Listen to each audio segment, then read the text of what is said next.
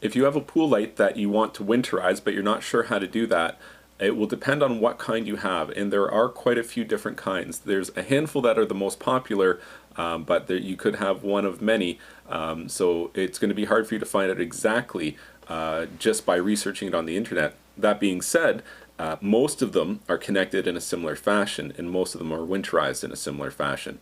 So when the light is connected, there's a niche on the back side of the wall, and in addition to the light itself being housed inside there, there should be enough cable or coiled wire in there located inside the niche for you to be able to remove the light, raise it to the surface above the water level, and to change the light bulb for service and maintenance purposes.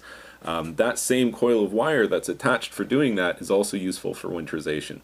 So if you were to tie a small bag of rocks, that's what a lot of people do, or like you've got like a small chemical plastic bottle that's maybe got a couple holes drilled into it with a piece of rope or twine sticking out the top, and it's weighted down with some rocks, and you just tie that onto your light and you sink it down to the bottom of the pool to the full length of that cord end that's attached onto it, and that will allow it to go below the freeze line basically, and that is how most swimming pool lights are winterized.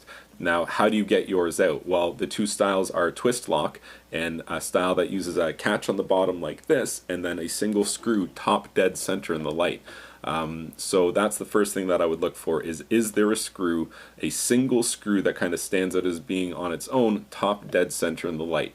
Oftentimes it'll be a number 2 Phillips, but also oftentimes it will be a brass screw, and it's very soft. So if you're going to start monkeying around and sticking a Phillips in there and seeing what happens, be very careful, because if it is something else, then you can easily strip it, and then that just makes the problem worse because it's going to be much more difficult to remove that screw now. That being said, if you do have the screw top dead center, take it out, and now you should be able to take the light out, weigh it down as described, sink it. But that screw, what you should do with that is you should put that back into the receiver, and that way it'll be there in the springtime when you go looking for it. The only downside to that is in the springtime, your pool water's probably, the level's going to be up, and you might have to reach underwater in freezing cold water that you can't see in to try to take that back out and put that light back in. Now, for those reasons, maybe you want to keep it out and put it someplace safe, but don't lose it. It's a pain in the butt, and then you'll be there in the springtime trying to put it back in and realize that you can't find it anywhere. So in my opinion, the lesser of two evils is just deal with the cold water once every spring, and over the winter leave that screw stored in the light. Now, the other common style of light is going to be a twist lock style. So basically, not like a quarter turn or half turn, about an eighth of a turn, and you just feel it click, and then you pull straight out. Now, because those lights have a tendency to accumulate algae behind them, they can tend to be a little sticky. So you might have clicked it, but nothing's happening. What's going on? Well, don't start prying at it or anything like that. Maybe you just clicked it into the lock position. So you have to be careful about that. If you can be sure that you have it in the unlock position, just kind of tug slightly on it, and that should get it to release.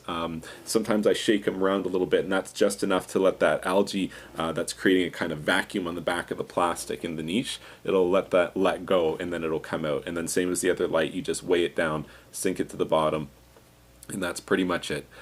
There are some style of lights like LEDs that just stay in the wall, and if that's the style that you have, then hopefully you can tell what kind you have and research the winterization procedure. A lot of them don't come out. Like if your lights are the size of a return port, in fact it is a return port, but it's being used as a receiver for an LED light, most of those stay in place for the winter. Some early generations did require that you electrically disconnect it and remove them, but most of them nowadays just stay in place. But speak to the manufacturer directly to find out what the winterization steps are. But I think those are pretty much all the different kinds of lights that you're going to encounter, and most of them you're just going to sink. And almost all of them are going to have a screw top dead center, or it's going to be the twist lock style that pull out. And hopefully that should be enough to allow you to winterize your lights.